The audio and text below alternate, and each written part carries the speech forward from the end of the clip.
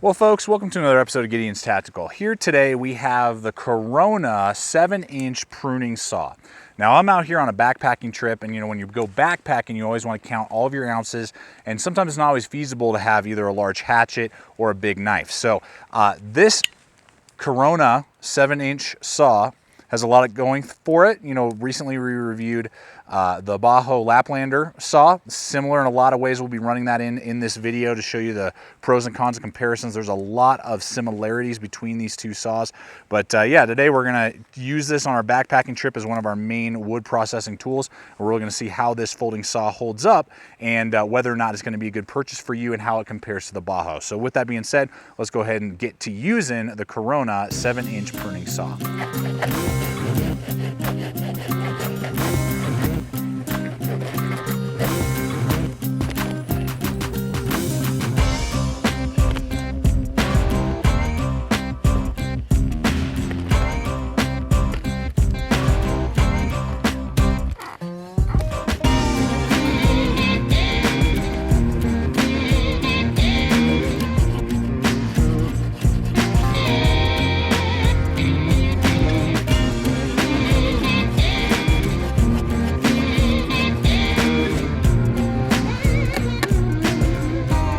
All right, folks, let's go ahead and look at the actual saw blade here. Now, this is a 7-inch saw, which is great and compact for backpacking. I really like that length, and it's definitely long enough to span a good amount of logs that you'd be cutting for a fire or for a shelter. It's not going to cut down giant trees, but it'll definitely clear large limbs or thin, smaller trees, which is great.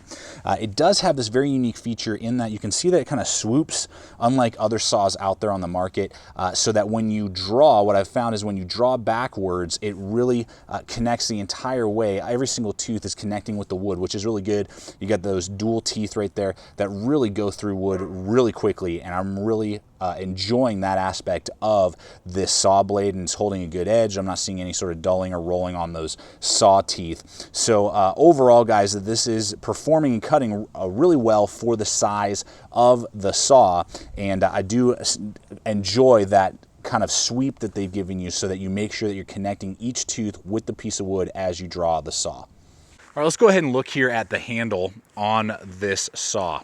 So when we swing it open and we take a look at it here, you have that vibrant red and black. So you're definitely not going to lose it. It's very easy for you to see it. It's a molded plastic, and then a little bit of rubberized. The black is rubberized. The red is kind of a hardened plastic. You got that real nice lanyard hole back here. If you want to run some paracord through there, you can absolutely do that. And then it's kind of, they call it a pistol grip setup, so that when you're holding it, you can see there, it rests right in your hand. You put your thumb right there, and then your hand rests right there. So you're doing a very easy pull and draw motion. And I got to say, overall, that is very comfortable one-handed. You can't really do it two-handed. It's not set up for that. You can't really grab it two-handed. But one-handed, when you just hold it exactly like that, bam, and you begin to do your cutting motion, it's very comfortable. It makes it very easy with this hook back here to draw the saw across your piece of wood. Very easy to do that and pull it through the wood. So overall, great handle setup. Again, it's very vibrant, and you'll be able to see it. Some people like that. Some of you like more, toned down colors. That's just something to note. But overall, good ergonomic feel and good, feeling in the hand when you are sawing with this saw. All right, let's go ahead and take a real quick look at the locking mechanism here on the saw. Now you have a Phillips head screwdriver with a bolt that keeps the blade in place here. You got this little black lever that acts as the lock. Nice tight spring there, doesn't feel loose or weak at all. And when it's down, it will not open up. Then if you push the lever up, swings open, locks in place. And with all the sawing that I have done, I haven't had any sort of loosening up. There's not a lot of play. There's a little bit you can see here side to side and up and down, just a little bit, but nothing that would make me feel like this wasn't a securely locked blade. And you can see they're all stainless steel, the mechanisms in there, no plastic or anything like that. And even the lock itself, you can kind of see in there, all steel, and then collapses into place. So that's the locking mechanism on the saw. Some other things I just want to touch on real fast as we get to the point where we're now going to roll on another saw here in just a moment. But wanted to touch on the weight. The weight is going to be 6.8 ounces, so very lightweight and then very compact as well when it's folded up.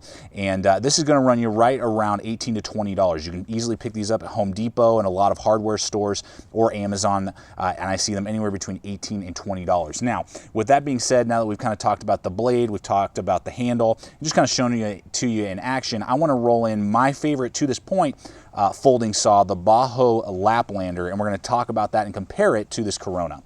All right, so now that you've seen the Corona in action again, this is my favorite folding saw. I've been using this for about 2 years now, the Bahco Laplander. This one is made in Sweden. To my knowledge, the Corona is made overseas in Asia.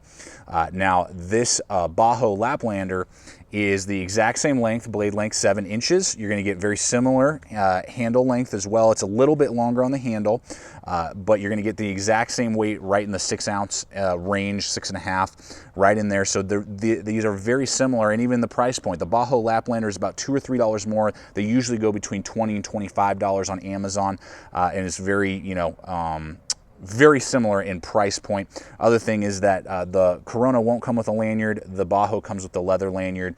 And really, we took both of these saws out on our backpacking trip and really wanted to see how this Corona stacked up, because when I did the Bahco Laplander review a while ago, a lot of you said, hey, you got to check out the Corona. I like it even more.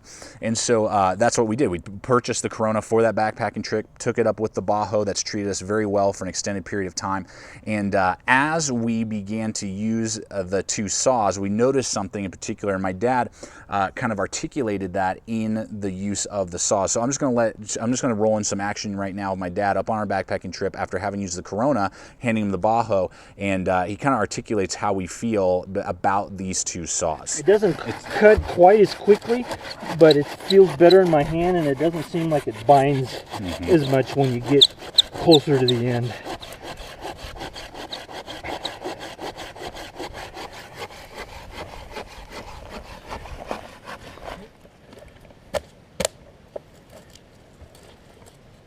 So there you have it, folks. There's just something about the Bahco, though very similar. These two saws are so similar.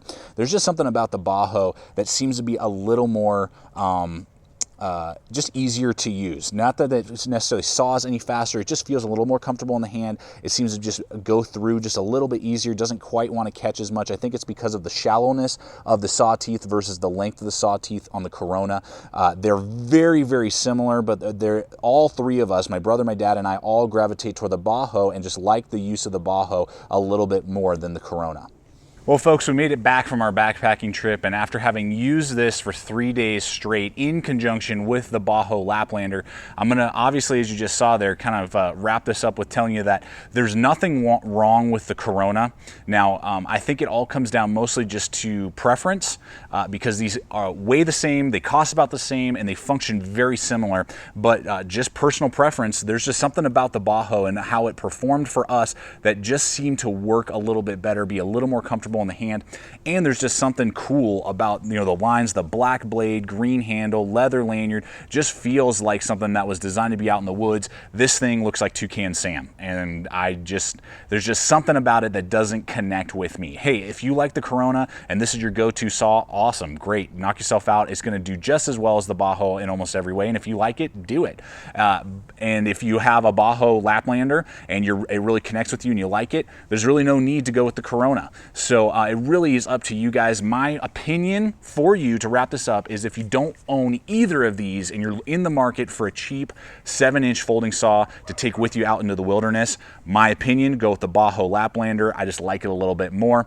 But ultimately, it's, hey, pick your poison. You like Toucan Sam? Go for it. If you like the Bahco Laplander, go for it. Either one's going to do almost the exact same amount of work and at the exact same price and have the exact same functionality. So, guys, ultimately, I hope that this review's helped you out with your purchasing decisions. As always, check us out on all the relevant social media. Please subscribe, comment, like, share this video, and as always, remember, stay equipped, stay prepared, and we'll see you out there.